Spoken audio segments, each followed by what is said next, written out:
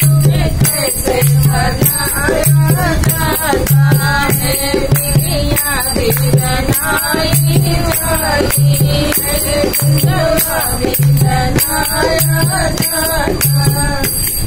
पिया भी बनाई जाती है, बिंदवा भी बनाया जाता है। अरे लाल चुनरिया मल मल की मैया को ओढ़ाई जाती है।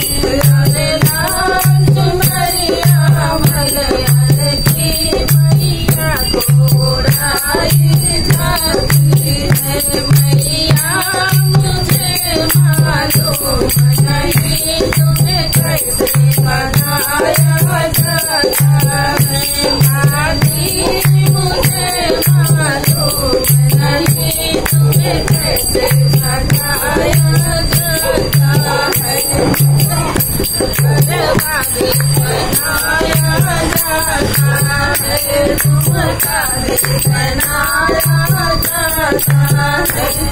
गरबा भी बनाया जाता है, झुमका भी बनाया जाता है। अरे लाल चुनरिया मल मल की मैया को ओढ़ाई जाती है। अरे लाल चुनरिया मल मल की मैया को ओढ़ाई जाती है। मैया मुझे मालूम नहीं तुम्हें कैसे सजाया जाता है।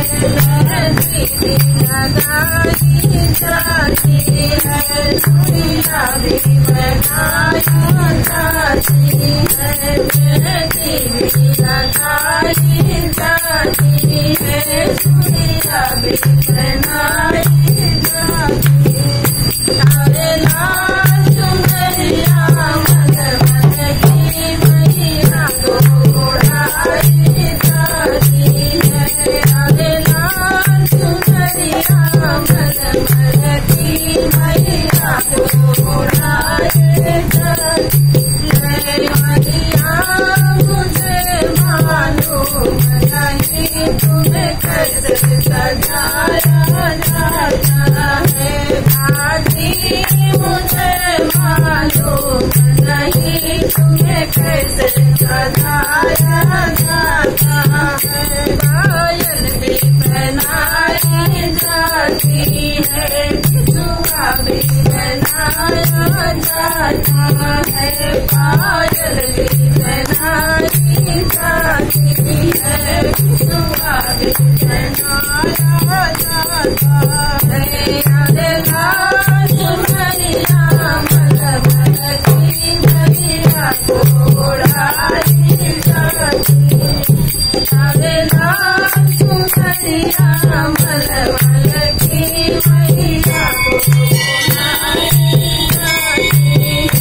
मैया मुझे मालूम नहीं तुम्हें कैसे सजाया जाता है। दादी मुझे मालूम नहीं तुम्हें कैसे सजाया जाता है। लहंगा भी बनाया जाता है, चोला भी बनाया जाता है। लहंगा भी